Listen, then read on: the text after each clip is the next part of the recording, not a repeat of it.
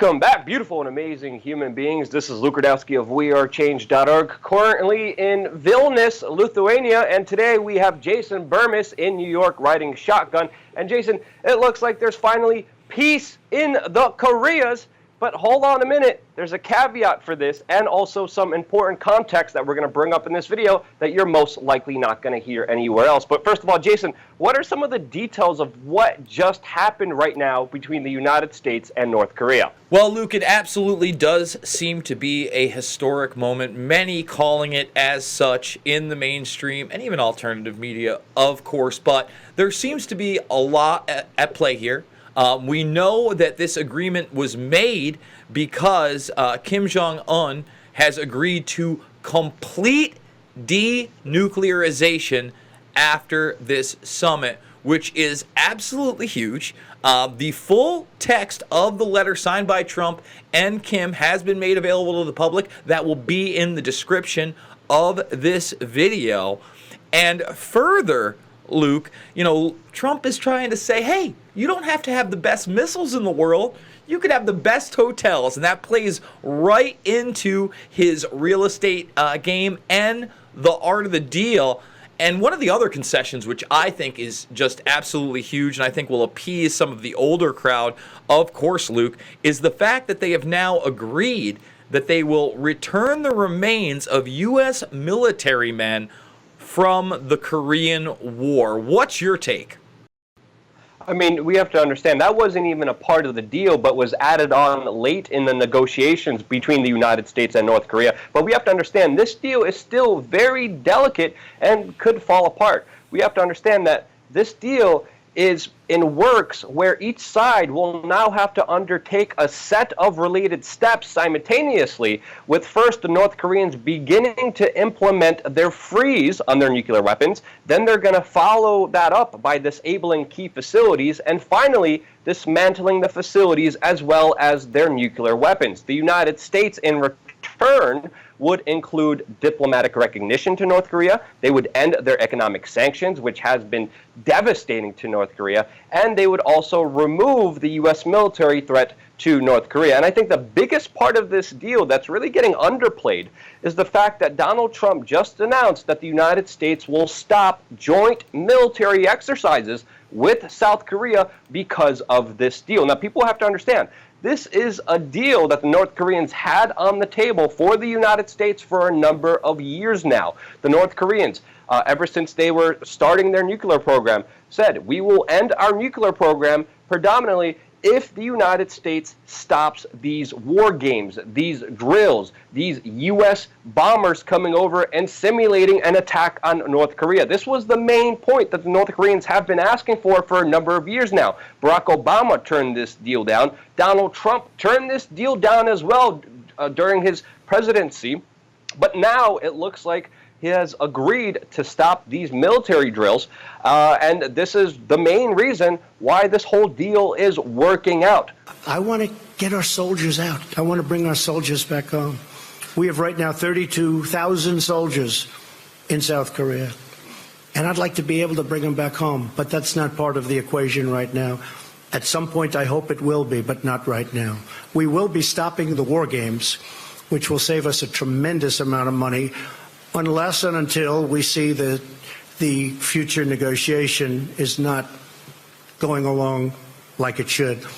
So it looks like this deal will actually stick, especially if the United States is officially stopping these war games, which Donald Trump called a big waste of money, and they are, with the massive operations that they have been committing there for a number of years now as a show of force against the North Koreans. Now, of course, many critics are saying that this is a big win for China. China has been very important in these negotiations because the United States again sees China as a threat, especially economically. Right now, the United States is the dominant power. China is threatening that. North Korea was always the buffer zone and an excuse for a U.S. military buildup. With that now ending, and even the talks of a possible troop withdrawal from South Korea, many people are saying that this is a big victory for China. But of course, this is calming of the relations, and ultimately I see a good thing as long as the United States keeps the promise of ending these war games.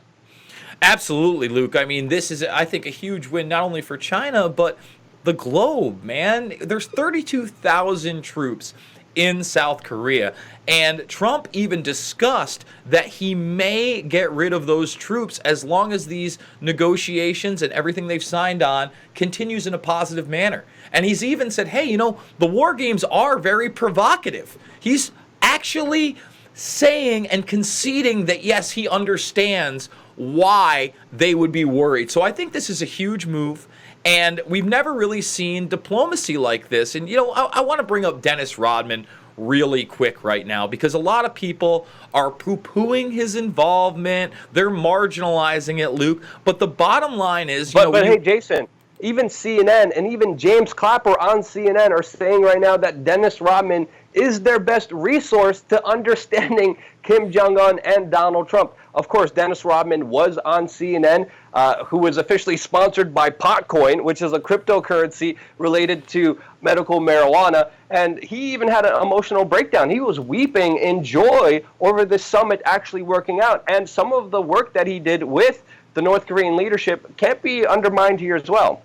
No, absolutely not. Again, you know, the Obama administration wouldn't have ties, wouldn't talk to Rodman. He brought the Globetrotters there years ago, and I thought that was a step in a positive direction, despite, you know, Vice doing a full special where they really, really railed against the North Koreans. There was a lot of propaganda involved in that, but just like you said, James Clapper, who I don't agree with on anything, is talking about him being the #1 resource. And as far as him being emotional, listen, I remember when he cried on ESPN over a custody battle with his kid over a decade ago. You're going to see that kind of emotion. But the bottom line is, he brought somebody who has not talked to a Western president or really a world leader of that caliber in generations, Luke. So this is a huge move, and this is a positive step. I mean, the Trump administration reached out to Rodman and thanked him.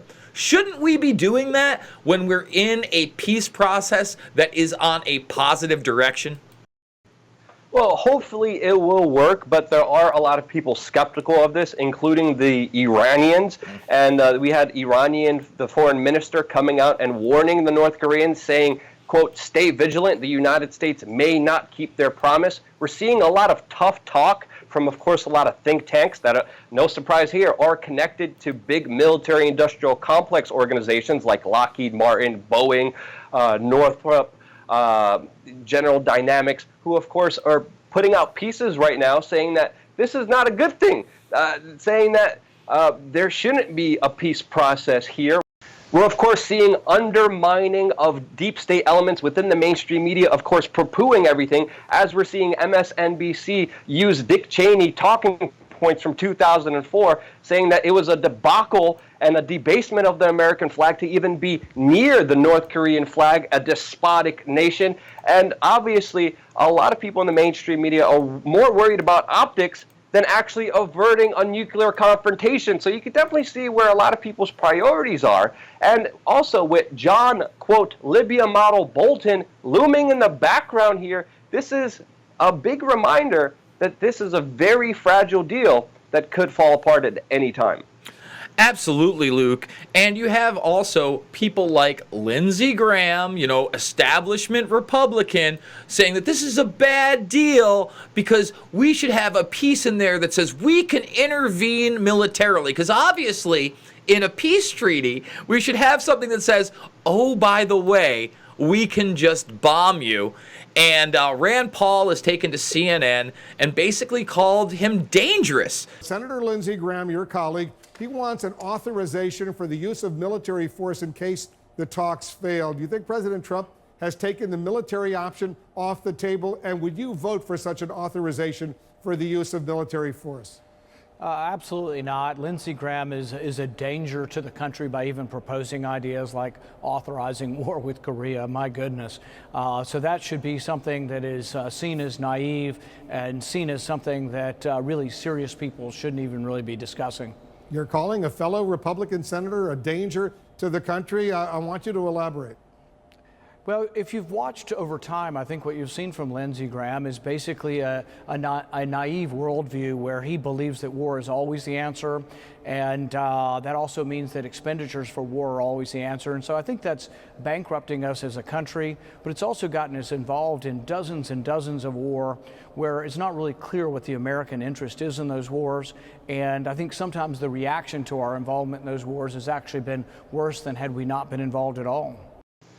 So definitely a lot of war hawks in the military-industrial complex is not happy with this. This is one of the main reasons I'm seeing this as good news. But we need to be cautious for other reasons as well. As even a U.S. senator just came out recently and he said, quote, let me repeat, the U.S. helped bomb a Doctors Without Borders cholera treatment facility just recently in participation with Saudi Arabia in the horrible war that's going on Yemen right now, creating the worst humanitarian crisis in the world.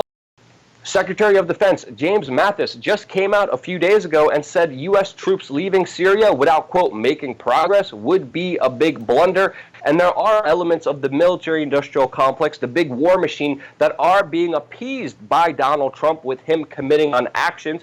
And the bigger context here that a lot of people need to understand here is that this peace deal is very similar to a peace deal that the United States had with Iran, that of course Donald Trump got out of, and now it's raising tensions within the Middle East, especially with our ally Israel in that region, that of course is creating a very tense situation in that country. And one of the reasons why it's important to be skeptical of this peace deal, especially moving forward, to see how it will progress.